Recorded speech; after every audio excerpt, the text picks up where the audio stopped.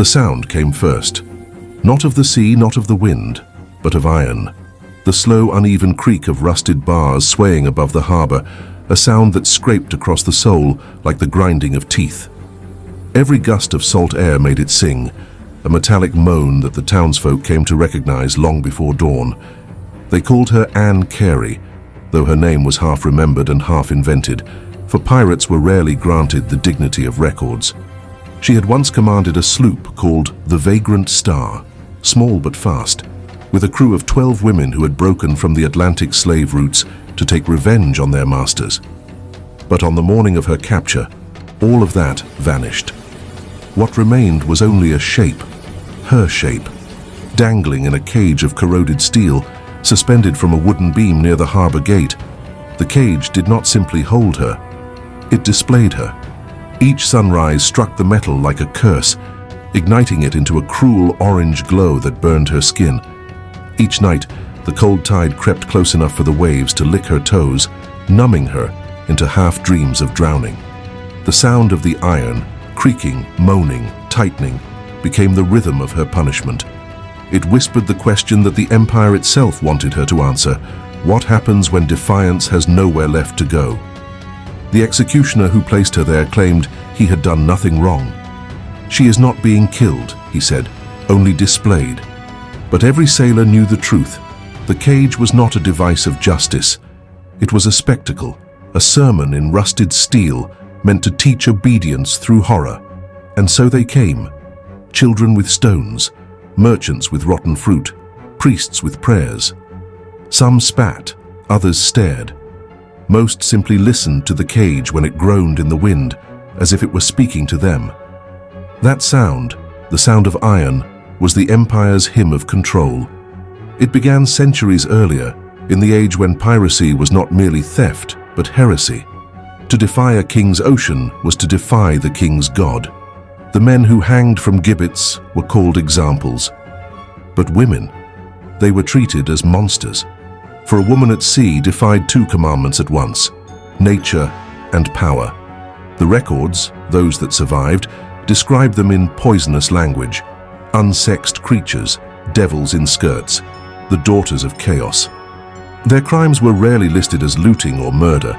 Instead, the charge was corruption of order, and that was why the cage existed.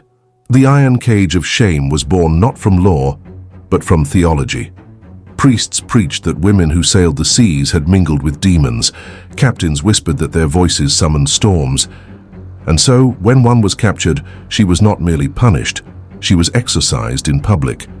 Anne's cage had once held fish or crows. It was a crude thing, welded hastily, the joints thick with salt and rust. Yet to her captors, it was holy. They placed it by the busiest dock, ensuring that every ship entering the harbor saw her swaying silhouette. The message was clear: no woman commands the waves. But Anne did not break, at least not at first. For the first 2 days, she laughed. Her voice was hoarse, yet proud, echoing across the harbor walls. She spat at the priests who recited psalms beneath her feet. She cursed the sea for abandoning her and the sky for staying silent. By the 3rd day, her laughter turned to murmurs. The salt air cracked her lips. The metal tore her wrists when she shifted her weight. And still, the sound of iron filled her ears, constant, cruel, and strangely rhythmic. Some said it sounded like the ocean breathing through the bars. Others said it was the devil himself, whispering to her that she had been right all along. There was one child, a fisherman's daughter, who came each evening to leave a crust of bread beneath the cage. She never spoke, never looked directly at Anne. But Anne saw her through eyes filmed with salt and fever.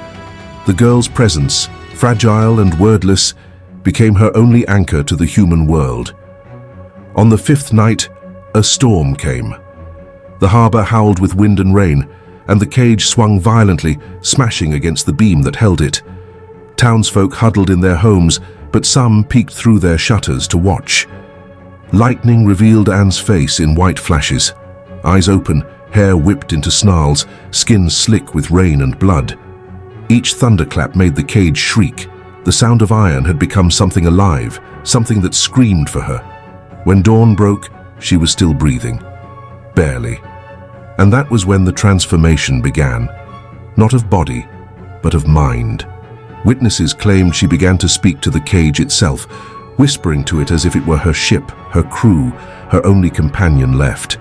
She called it Captain. She begged it to steer her to freedom.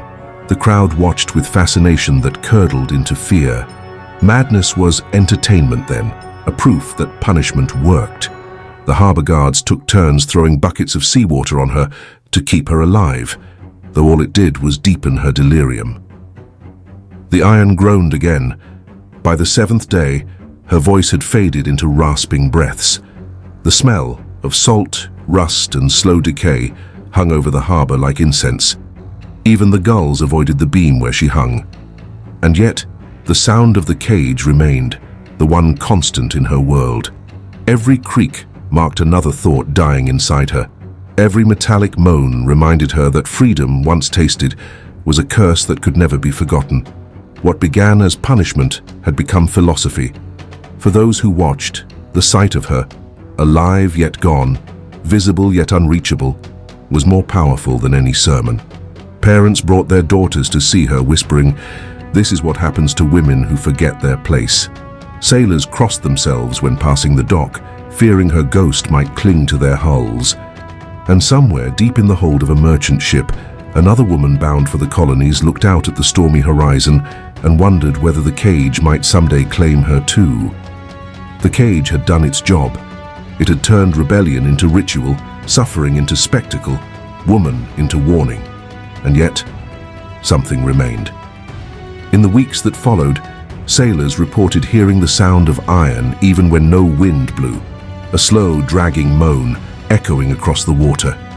Some said it was the cage still swinging in the dark. Others claimed it was Anne's voice, rusted into the metal forever. The Empire had silenced her, but not the sound. That, dear listener, is where our story begins.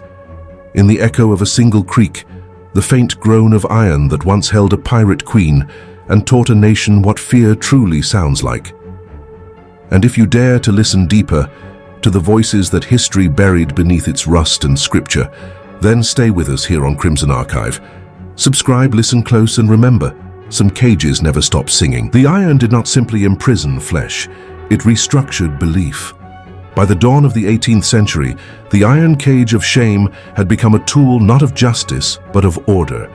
The empire's ports, London, Port Royal, Cartagena, Marseille, each had their own design, their own version of moral theater.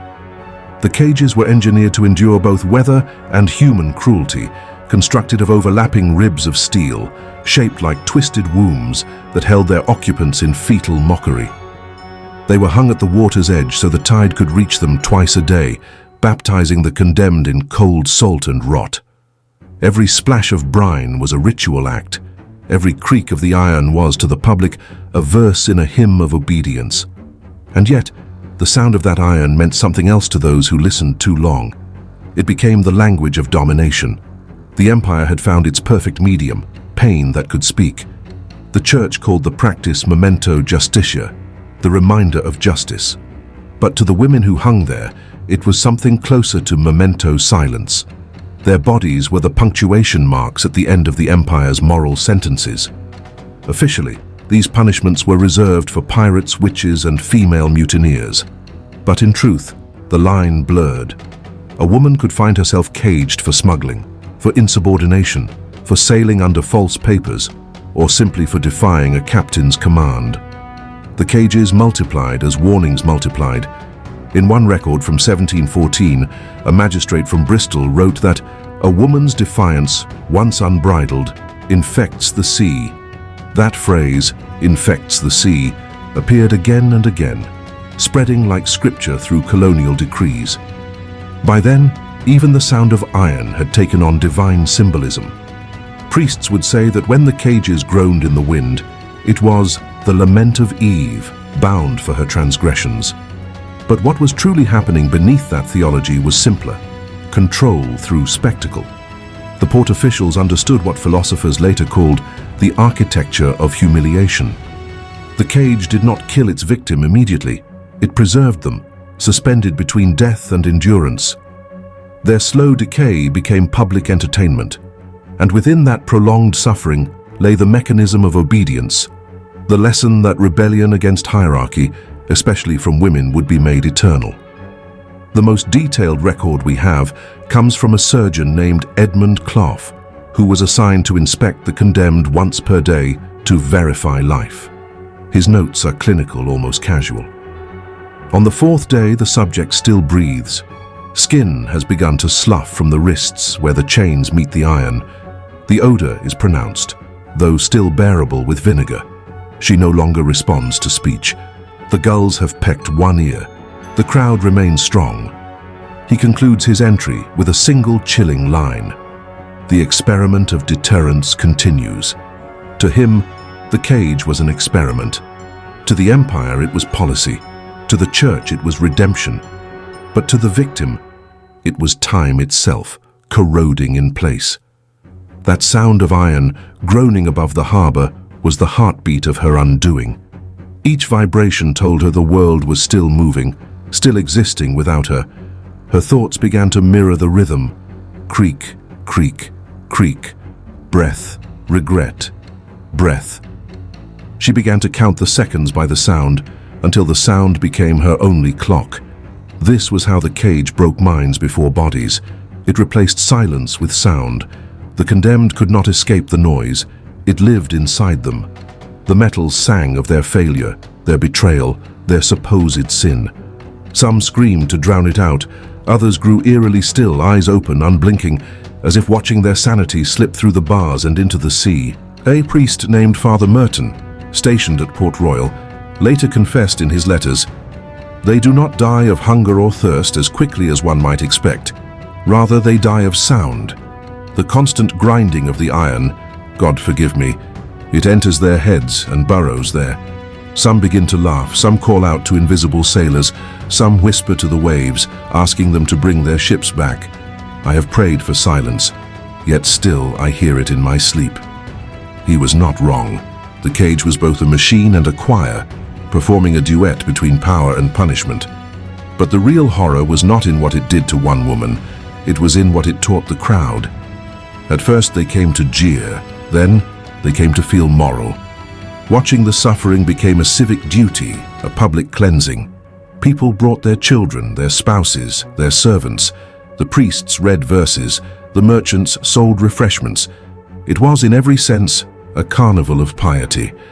And when the condemned finally fell silent, the sound of iron became a ghost note, a hollow echo that haunted the harbor long after the body was gone. That echo kept the peace. It told wives to remain at home. It told daughters not to dream of ships. It told sailors to obey. And for the empire, it was the cheapest form of law enforcement imaginable, a spectacle that policed itself. Some ports took the cruelty even further. They left the cages hanging long after the bones fell through the bars. The skeletons became wind chimes, tapping, clattering, whispering.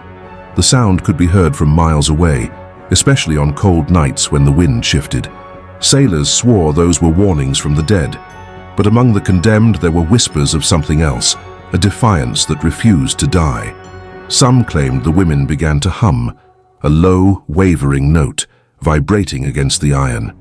The witnesses said the sound was almost melodic, like the tune of a sea shanty slowed by despair. Others said it was not a song but a curse, a vibration that unsettled even the guards. We cannot know which is true, but in surviving letters from dock workers, the phrase "the hum of the dead" appears again and again, and here lies the empire's fatal irony. The cage was built to silence, but in trying to destroy a voice, it created a sound that could not be silenced.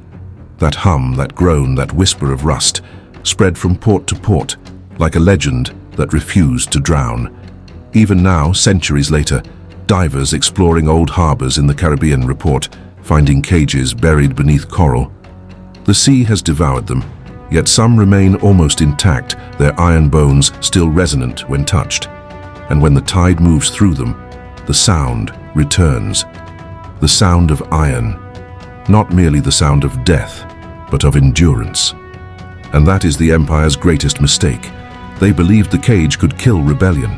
Instead, It turned rebellion into memory, a living, breathing, creaking memory that still echoes through time. In the next part of this story, we'll uncover how those echoes transformed into something far more dangerous, how the cages themselves became relics of resistance, and how the empire that built them was haunted by the very ghosts it tried to silence. Because no empire, no faith, no law can outlast the sound of iron. By the time the cages began to rust beyond use, the empire's greatest fear had already taken root. Silence no longer meant obedience. It meant listening. Port legends tell of sailors who refused to dock near the hanging cages after dusk, claiming that voices drifted through the wind. Women whispering their names, repeating them, mocking them. "She calls," they said. "She calls for the sea." The cages were meant to terrify, yet they became something else, shrines of unease. And in those uneasy spaces, rebellion found its echo. The empire's officials, so proud of their cold logic, had not considered what centuries of humiliation might plant in the human mind. The cages did not just kill pirates, they immortalized them. Their names, whispered through ports and taverns, became symbols not of shame, but of defiance. Anne Carey's name surfaced again in secret ballads sung by dockside workers, in crude etchings carved into tavern tables.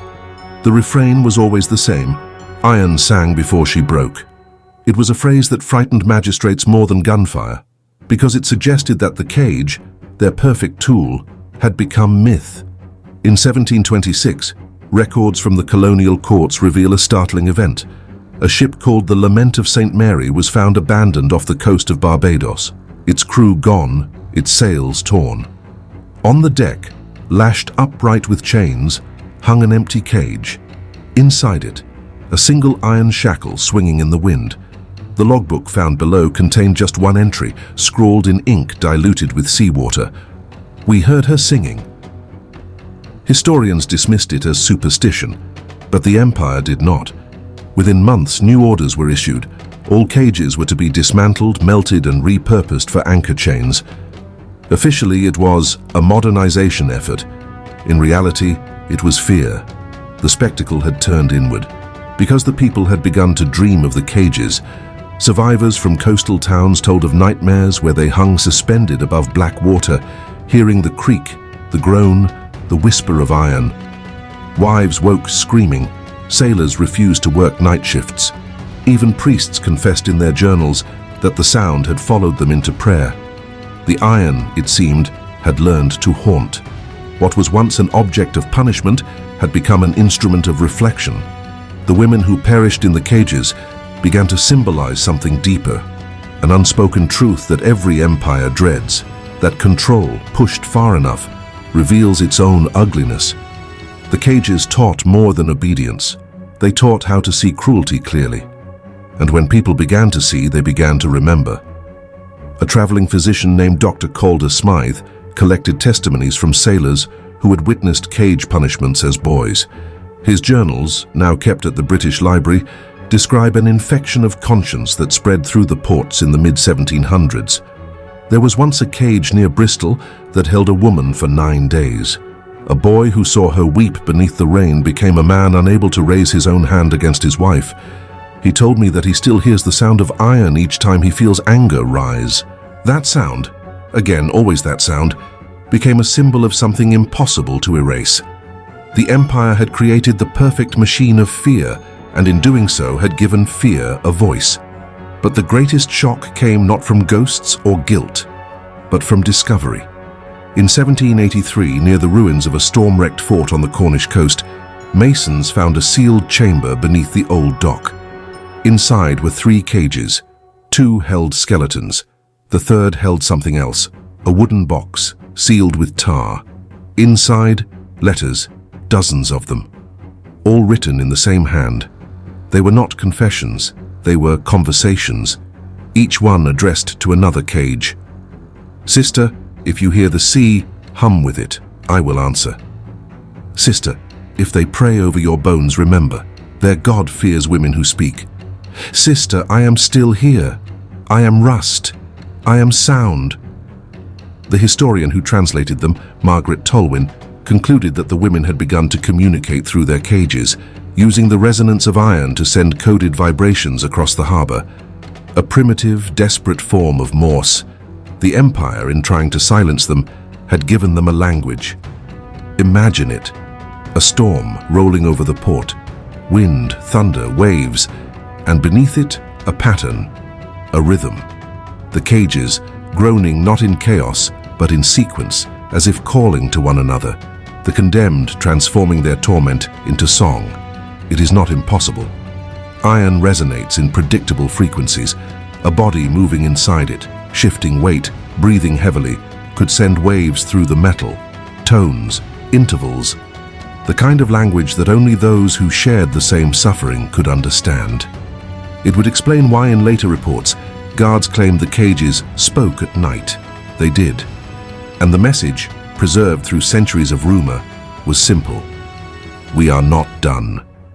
When the cages were finally torn down, melted into anchors, and sunk beneath ships, sailors began reporting strange sounds through the hulls, dull vibrations rising from below, rhythmic and eerie. They said it came from the ocean floor. The cages, now buried in salt and silt, were still speaking, but the Empire had no language left to answer. It is here, the moment most historians skip, that the moral of the story mutates. The iron cage of shame was not only a machine of cruelty, it became a mirror. It forced humanity to confront what happens when morality serves fear instead of justice. Every nail, every hinge, every groan of that iron asked a question. How much of civilization is built on the suffering of those it silences? Anne Carey's body may have rotted at the harbor gate, but her cage, the archetype, outlived every lawmaker who signed her death. The empire that built it would fall, its faith would fracture, its name would fade, but the sound remained. Even today, if you walk the low docks of Bristol when the tide rises, you can hear it. A faint creak underfoot, a whisper of iron moving against iron. Locals say it's the pipes. Historians say it's coincidence. But if you stand still and listen long enough, the rhythm returns. Creak, creak, breath, regret, breath. The cage never stopped singing.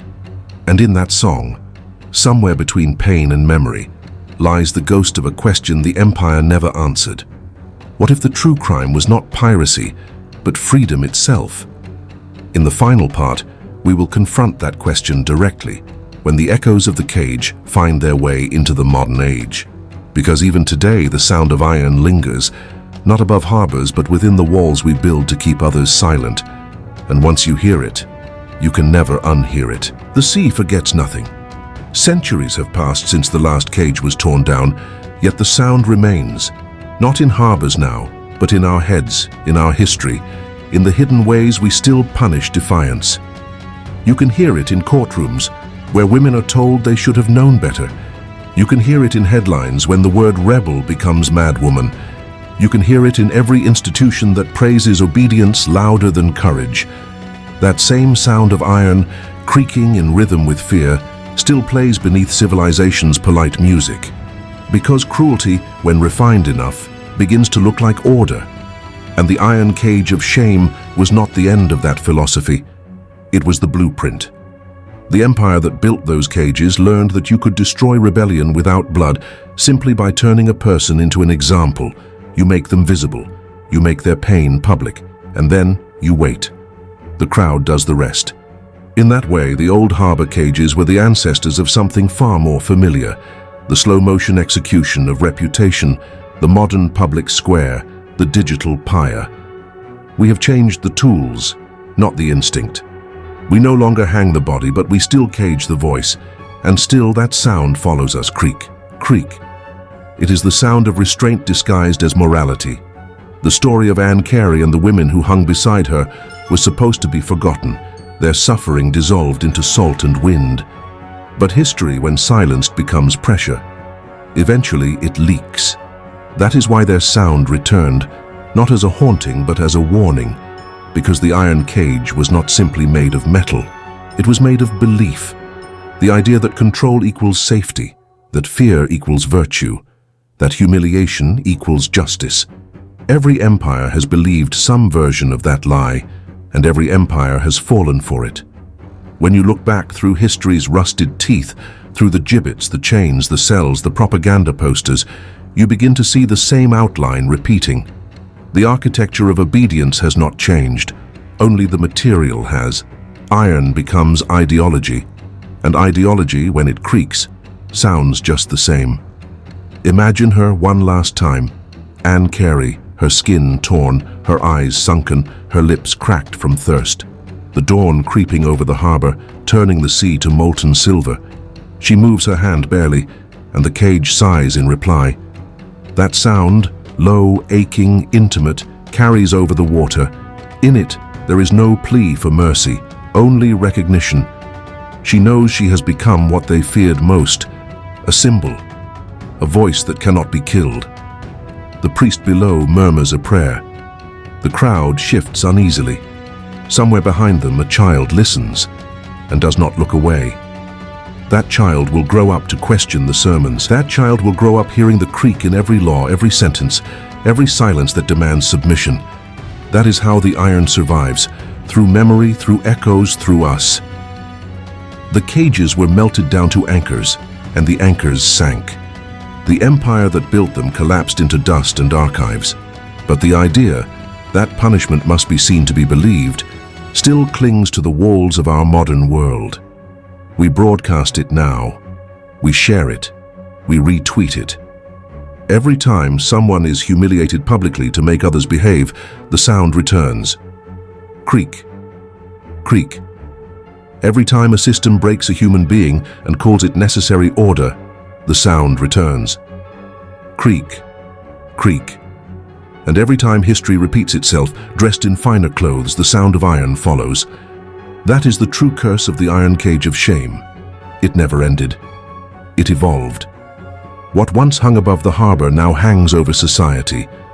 The same moral theater, the same audience, the same fragile illusion of righteousness. And just as before, the crowd watches, some with disgust, some with fascination, most in silence. Because silence, even now, feels safer than defiance. But listen closely.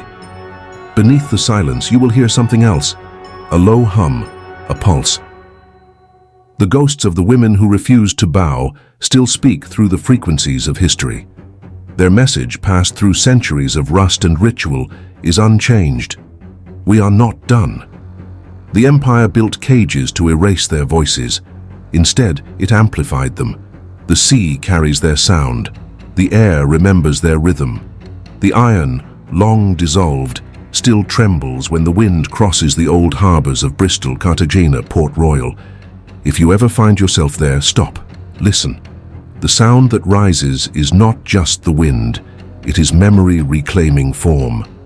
Creak, creak, the whisper of resistance, alive beneath the waves. And if you listen long enough, you might realize that the same sound lives inside you too, because the cage was never just their prison. It was a reflection of our world, how we build, how we punish, how we forget. The true horror of the iron cage is not what it did to them, but what it revealed about us. History does not ask for forgiveness. It only asks to be remembered. So, remember them. Remember Anne Carey. Remember the nameless women who sang to each other through the metal. Remember the sound that outlasted every sermon, every empire, every excuse for cruelty. And if you believe their voices deserve more than silence, then stay. Stay with Crimson Archive. Subscribe. Listen. Because here, we do not bury history. We unearth it, one echo at a time. The sea forgets nothing, and neither should we.